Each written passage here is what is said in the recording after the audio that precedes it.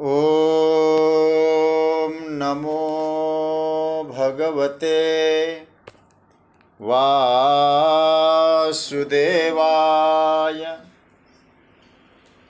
कृष्णाय वासुदेवाय हरे परमात्मने प्रणतः क्लेशनाशाय गोविन्दाय नमो नमः। नमः परमहंसास्वादितचरणकमलचिन्मकरन्दाय भक्तजनमानसनिवासाय श्रीरामचन्द्राय वागीशायस्य वदने लक्ष्मीर्यस्य च वक्षसि यस्यास्ते हृदये संवित्तं नृसिंहमहं भजे। गुरुर्ब्रह्मा गुरुर्विष्णुर्गुरुर्देवो महेश्वरः गुरुस्साक्षात् परब्रह्म तस्मै श्री गुरवे नमः। भगवत चरण कमलानुरागी सभी आत्मीय प्रिय प्रभु प्रेमीजन, सभी स्वाध्याय परिवार से जुड़े हुए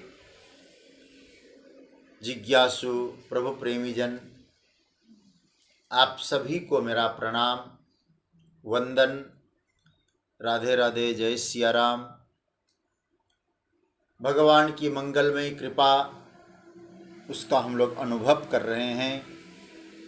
विज्ञान के माध्यम से अपने घरों में बैठकर स्वाध्याय चिंतन का लाभ ले पा रहे हैं। समय का सदुपयोग हो रहा है।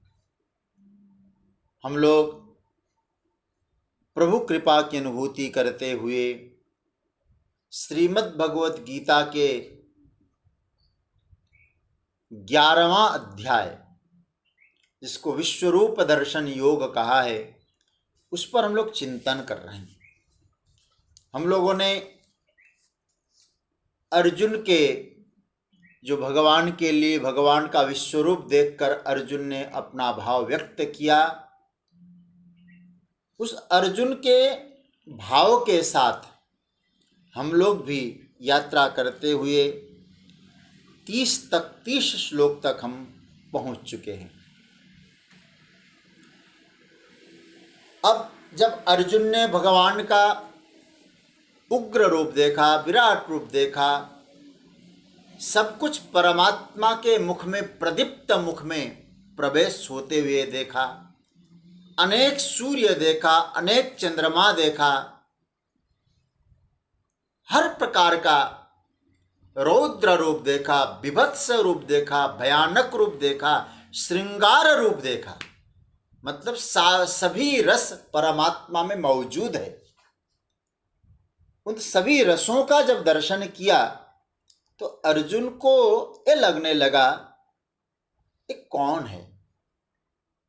इसलिए भगवान मानो अर्जुन ये कहना चाहते हैं कि परमात्मा अपने श्रीमुख से अपना परिचय प्रस्तुत करे। तो यहां अर्जुन ने भगवान से प्रश्न किया कि आप कौन है। तो कल हम लोग इसका उच्चारण कर चुके थे। 31वें श्लोक का एक बार और उच्चारण करके थोड़ा सा इस पर हम लोग चिंतन करें।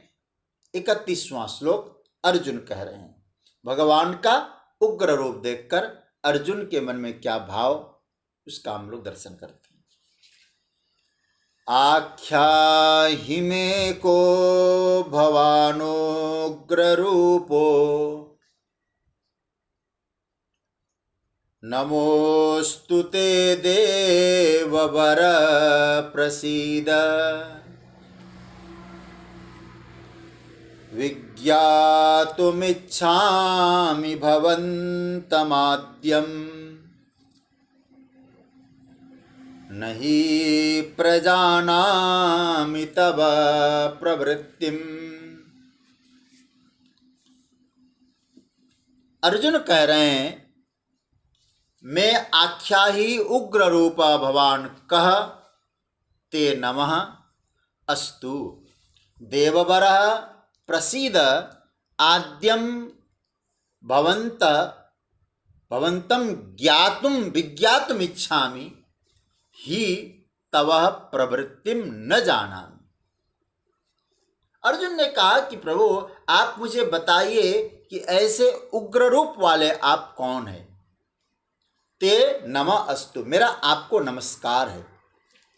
देववर, हे देवताओं में श्रेष्ठ, आप प्रसन्न हो जाइए। आद्यम भवंतम, मैं आपका मूल रूप, आदि रूप, मूल कारण विज्ञातुम इच्छामि, अच्छी तरह से जानना चाहता हूं, क्योंकि आपकी प्रवृत्ति को तो जानना बड़ा कठिन है और मैं जान भी नहीं पा रहा हूं। आपकी प्रवृत्ति कैसी है, आपकी एक्टिविटी कैसी है, आपका कृत्य क्या है, मैं समझ नहीं पा रहा हूं। यहां भगवान के लिए अर्जुन ने जो संबोधन किया है वो देववर, वर शब्द का अर्थ है श्रेष्ठ। देव मतलब देवता, देवताओं में जो श्रेष्ठ है वो भगवान है। मतलब देखिए, यदि देखा जाए तो हमारी इंद्रियों में, हमारे शरीर में देवताओं का निवास है। जैसे हाथ के देवता हो गए इंद्र, पैर के विष्णु, आंखों के सूर्य, बुद्धि के ब्रह्मा, अलग अलग इंद्रियों के अलग अलग देवता है। तो अब देववर, देवताओं में श्रेष्ठ, देवताओं में सर्वश्रेष्ठ, तो इसका अर्थ क्या हुआ? इसका अर्थ ये हुआ कि देवताओं में जो श्रेष्ठ है वो परमात्मा है। मतलब हमारी इंद्रियों में श्रेष्ठत्व क्या है, इंद्रियों से श्रेष्ठ क्या है? और गीता का 3रा अध्याय आपने सुना है, इंद्रियाणि पराण्याहु इंद्रियेभ्य परम मनः मनसस्तु परा बुद्धि यो बुद्धे परतस्तु स। तो इंद्रियों से परे बुद्धि, बुद्धि से परे आत्मा, सूक्ष्मतम। तो इसका मतलब है कि परमात्मा आत्म स्वरूप है। देववर अथवा दैवी वृत्तियों के भी भगवान सर्वश्रेष्ठ है, श्रेष्ठत्व है भगवान। मैं आख्या ही प्रभु, मुझे बताइए कि उग्र रूप भगवान कह, ये जो आपका जो उग्र रूप है उसमें आप कौन है? ते नमः अस्तु, हे देववर मेरा आपको नमस्कार है। प्रसीद, आप प्रसन्न हो जाइए। आद्यम भवंतम विज्ञातुम इच्छामि, आपका जो आदि स्वरूप है मैं उसको जानना चाहता हूं, क्योंकि तब प्रवृत्तिम न प्रजानामि, मैं आपकी प्रवृत्ति को नहीं जानता। इस श्लोक में अर्जुन ने 5 बातें कही, इसको आप नोट भी कर सकते हैं। अर्जुन ने 5 बातें कही है। पहली बात अर्जुन ने कही, आप कौन हैं? दूसरा, आपको नमस्कार है। तीसरी बात कही, प्रसीद, मतलब आप प्रसन्न हो जाइए। चौथी बात कही, मैं आपको जानना चाहता हूं। और 5वीं बात कही, मैं आपकी प्रवृत्ति को नहीं जानता। ये 5 नोट करने जैसी चीजें। पहला, आप कौन? मतलब अर्जुन कह रहे कि मैंने जो आपके विषय में जो मैंने अपनी धारणा बना रखी थी, आप ऐसे हैं, मैं आपसे जानना चाहता हूं आप कौन है। हम भी कभी कभी भगवान के विषय में अपने दिमाग में एक मूर्ति बना के रखते हैं, एक धारणा करके रखते हैं, परमात्मा ऐसे हैं। जब हमारी धारणा जो हमने सोचा वो होता नहीं है तो हमको अरे आप कौन? क्योंकि हमारी धारणा तिरोहित हो गई है। धारणा के विपरीत मैं कुछ देख रहा हूं, इसलिए पूछते हैं वो भगवान आप कौन है? और देखिए, श्रीमद् भागवत की बात करूं तो वहां भी एक बार इस प्रकार का प्रश्न आया। श्रीमद् भागवत के 11वें स्कंद के 13वां अध्याय, और बड़ा प्यारा, उसको हंसोपाख्यान कहते हैं। बड़ा प्यारा प्रकरण है। हालांकि कोई प्रकरण पकड़ते हैं वही प्यारा लगता है। उसमें सनकादियों ने पिता ब्रह्मा से प्रश्न किया कि मन हमारा विषयों की तरफ जाता है या विषय मन की तरफ जाते हैं। ये प्रश्न किया है सनकादियों ने अपने पिता से, ब्रह्मा जी से। अब उसके बाद ब्रह्मा जी बड़े लज्जित हो गए, क्योंकि वो ऐसा प्रश्न कर दिया, जवाब ही नहीं दे पा रहे। तो उस समय ब्रह्मा जी महाराज ने भगवान से प्रार्थना की, परमात्मा आप प्रकट हो जाइए, मैं इन बच्चों के सामने जवाब नहीं दे पा रहा हूं, आप प्रकट हो जाइए। तो अब तो ब्रह्मा जी महाराज के प्रार्थना के बल से भगवान प्रकट हो गए। सनकादियों को लग रहा था कि भगवान चतुर्भुज रूप में प्रकट हो जाएंगे, लेकिन प्रकट कैसे हुए? हंसा अवतार धारण करके भगवान हंस बन के प्रकट हो गए। तो वहां भी वही बात, अर्जुन जो कहते को भवान, तो वहां क्या स्पष्ट आया? ब्रह्मांडम अग्रतः कृत्वा पप्रच्छु को भवानी थी। सनकादि कहने लगे महाराज को भवान, आप हैं कौन? क्योंकि चतुर्भुज रूप में ना के हंसा के रूप में आ रहे हैं आप। तो भगवान ने भी नहले पे दहला मारा है वहां। भगवान ने कहा सनकादि मुझे पूछ रहे हैं को भगवान, क्योंकि सनकादियों की धारणा क्या थी? हम तो ब्रह्मज्ञानी है, ब्रह्मज्ञान सुनाने के लिए आएंगे तो ऐसा दिव्य स्वरूप लेके आएंगे, ये तो हंसावतार लेके आ रहे हैं। तो भगवान ने भी तुरंत उत्तर दे दिया, को भगवान पूछ रहे हो? बोले हाँ। पंचात्मकेषु भूतेषु समानेषु च वस्तुतः को भवान इति वह प्रश्नो वाचारंभो ह्यनर्थकः। बड़ा प्यारा मन, क्या गजब का प्रकरण है। भगवान हंसावतार क्या कहते हैं? पांचभौतिक देह की दृष्टि से देखो सनकादि, तो आप लोगों का जो पांचभौतिक देह है और मेरा जो पांचभौतिक देह है कोई अंतर नहीं है, एक ही है। पक्षी का भले ही शरीर है, क्षितिजल पावक गगन समीरा। आत्मा की दृष्टि से पूछो तो, आत्मा की दृष्टि से पूछो तो भी नहीं बनेगा। पंचा समानेषु च वस्तुतः, इसलिए को भवान ये बनता ही नहीं। जो आप वही मैं। कारण क्योंकि इसका तात्पर्य है जब कोई साधक, सामान्य से सामान्य, ऊंचा से ऊंचा साधक, कोई साधक हो, जब किसी रूप का आग्रही बन के जब बैठ जाता है, वो कभी कभी सोचता है ऐसा भी हो सकता है, अरे आप कौन है? तो अर्जुन का पहला को भगवान, आप कौन है महाराज? दूसरा पूछा उसने, आपको नमस्कार है। मुझे लगता है मंत्र बड़ा प्यारा है, नमोस्तुते देववरः, आपको मेरा नमस्कार है।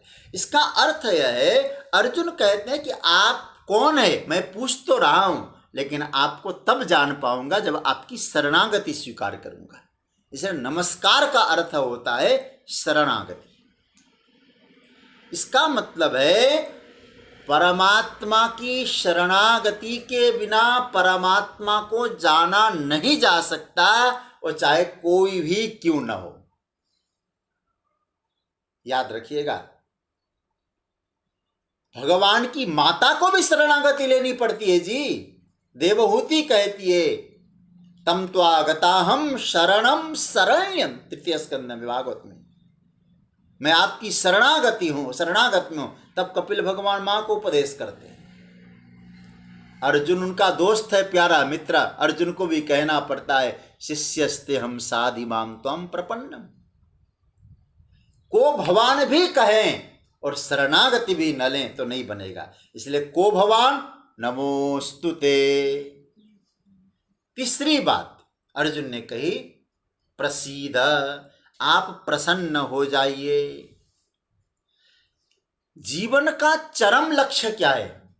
जीवन का चरम लक्ष्य है परमात्मा की प्रसन्नता। और एक बात हमेशा याद रखिएगा, हम लोग भगवान को जानना चाहते हैं और प्रसन्न करना जगत को चाहते हैं। संसार को तो खुश रखें और भगवान को जान सकें, ये दोनों चलने वाला नहीं है। परमात्मा की प्रसन्नता हो तब परमात्मा को जान सकते हैं। उसके लिए हम जगत खुश रहे या न रहे, परमात्मा प्रसन्न रहे। और परमात्मा प्रसन्न है तो सब प्रसन्न है। फिर एक ही साधे सब सधे। फिर अर्जुन ने चौथी बात कही है, बड़ा प्यारा भाव है। आद्यम भवंतम विज्ञातुम इच्छामि, मैं आपका आदि कारण, आदि मतलब मूल कारण को मैं जानना चाहता हूं। देखिए यह संस्कृत भाषा का एक आनंद है। ज्ञातुम इच्छामि नहीं कहा है। आप अपने हाथ में पुस्तक लेके बैठते हैं, देखिए इस श्लोक में क्या आया, विज्ञातुम इच्छामि। ज्ञातुम इच्छामि भी चलता, लेकिन विज्ञातुम इच्छामि, बी शब्द से उपसर्ग है बी, और उपसर्ग लगा दिया तो विशेष अर्थ हो गया। क्या विशेष अर्थ हो जाता है?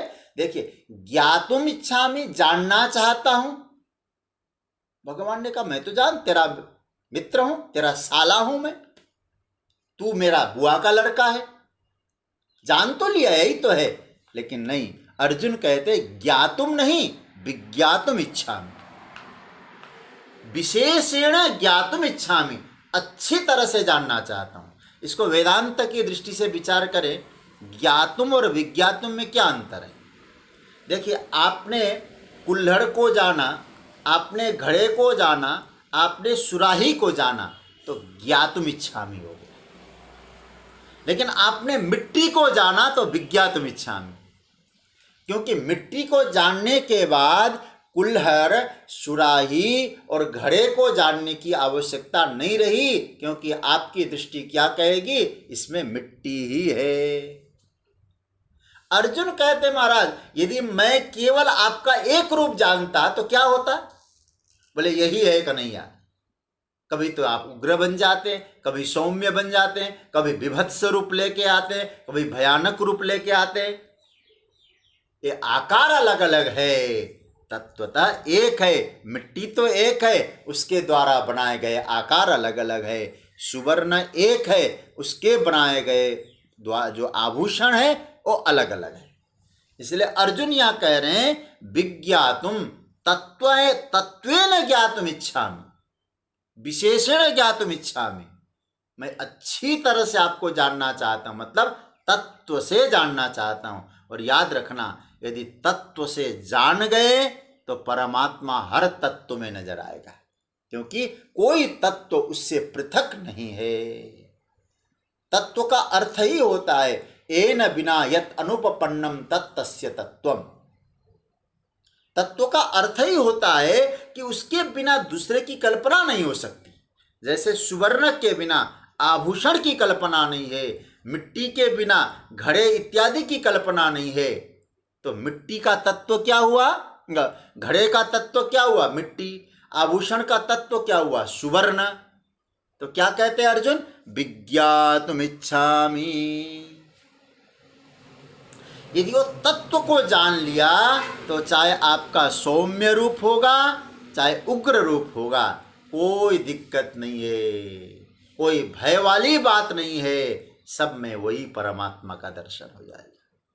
इसलिए विज्ञातुम इच्छामि चौथी बात। और पांचवी बात बड़ा महत्वपूर्ण है। अर्जुन ने कहा हे प्रभु, मैं आपकी प्रवृत्ति को नहीं जान रहा हूं।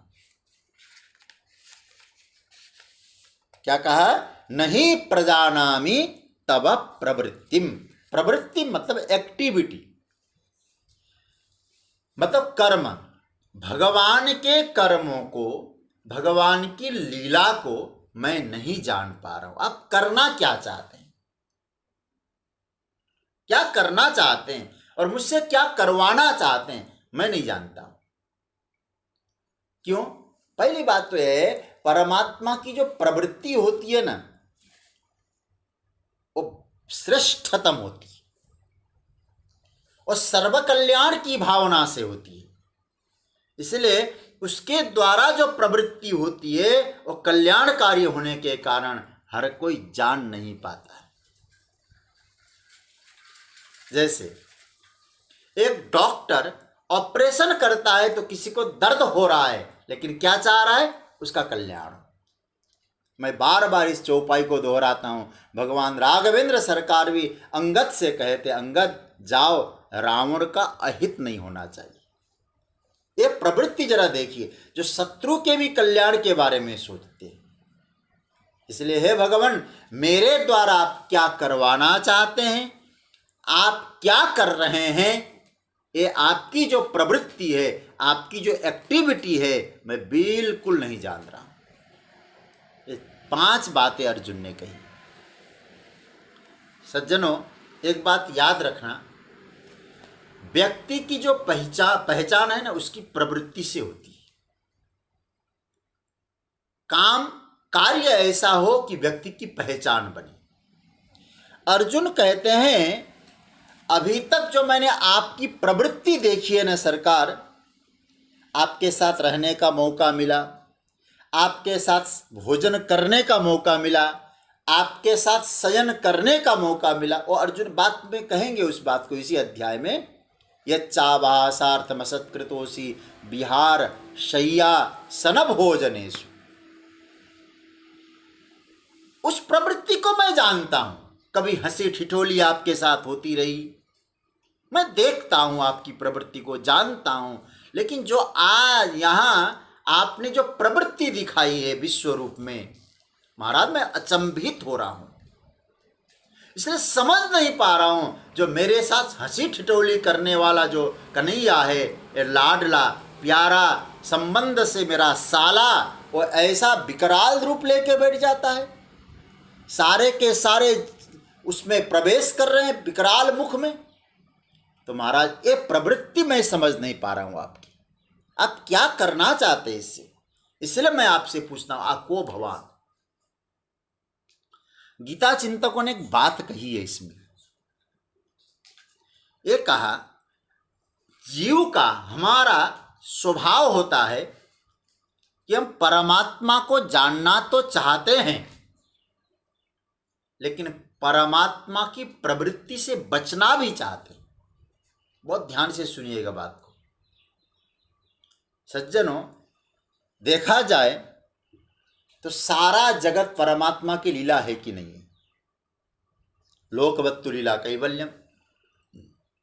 बस कुछ लोग उसकी लीला का हिस्सा बनना चाहते हैं, और कुछ लोग उसकी लीला का हिस्सा बनना नहीं चाहते हैं। मतलब उनकी लीला, उनकी प्रवृत्ति से अलग अपने आप को रखना चाहते हैं।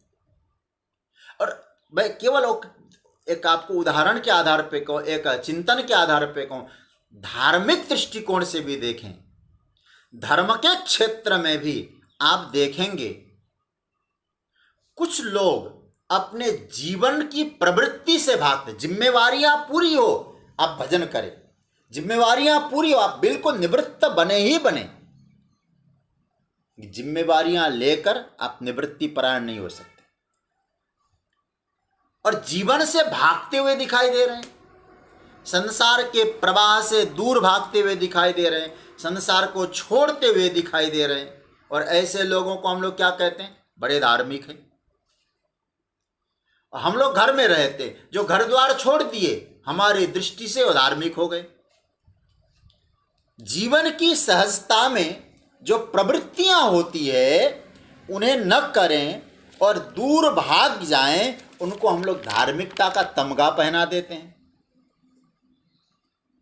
हम लोग भोजन करते हैं, कई दिनों तक जो भोजन न करे, हम लोग कहते बड़ा धर्मात्मा है। हम कपड़े पहनते हैं, जो कपड़ा फेंक दे वो बहुत धर्मात्मा हो गया। लेकिन गीता के सिद्धांत को समझना होगा। भीतर से आप काम्यानाम कर्मणाम न्यासम संन्यासम कवयो विदु, किसी प्रकार के मन में कामना नहीं है। प्रामाणिकता से जीवन जिए, और याद रखना, जो प्रामाणिकता से जीवन जीता है ना, वो श्रेष्ठ जीवन है। अब कभी कभी विचार करिएगा,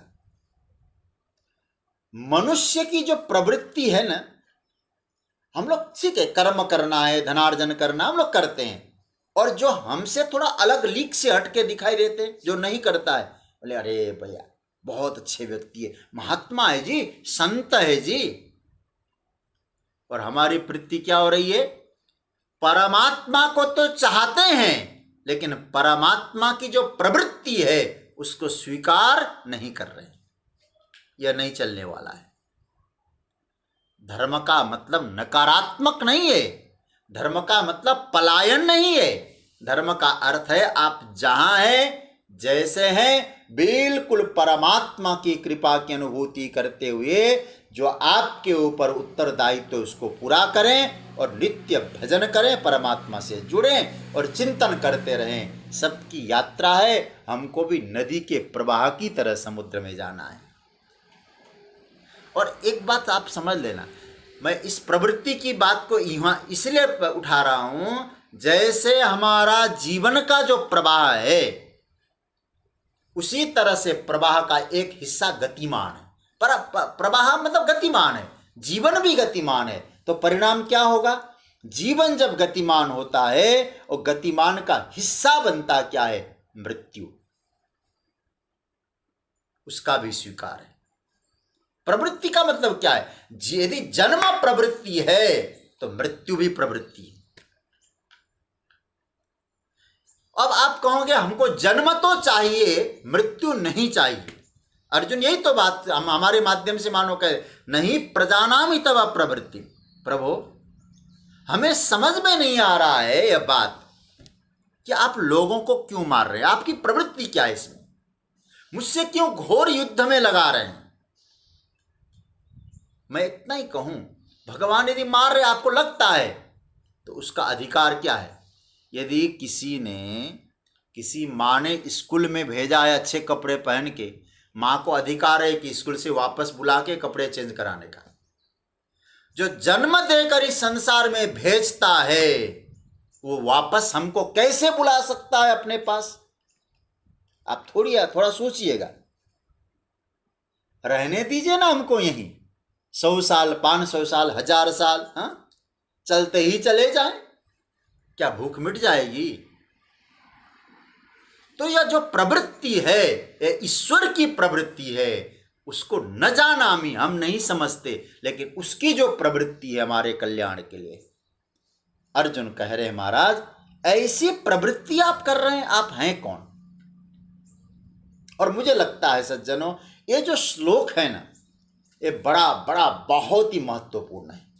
आप जरा सोचिए, अर्जुन में कितनी साहस है, परमात्मा से पूछ रहे हैं आप कौन है, क्योंकि जो आप कर रहे हो मैं नहीं समझ पा रहा हूं, अपना परिचय दीजिए। और सज्जनों मैं आपको इतना ही कहूं, श्रीमद् भगवद गीता के अति महत्वपूर्ण श्लोकों में अर्जुन के प्रश्न के बाद जो भगवान उत्तर देंगे बड़े महत्वपूर्ण श्लोक होंगे। मैं फिर कहूं आपको, अर्जुन की हिम्मत जरा देखिएगा। पूछ रहे आप कौन है और क्या आपकी एक्टिविटी क्या है, आपकी प्रवृत्ति क्या है, मैं नहीं जानता हूं, समझा दीजिए मुझे। सज्जनों, अर्जुन की भावना का परमात्मा ने बहुत समादर किया है और फिर परमात्मा ने अपने श्रेष्ठतम स्वरूप का साक्षात्कार कराया है। और मैं आपसे कहूंगा, आज थोड़ा सा केवल संकेत मात्र कर रहा हूं, हम जब दूसरों से सुनते हैं भगवान के बारे में, बहुत सुनते हैं, रोज सुन रहे हैं,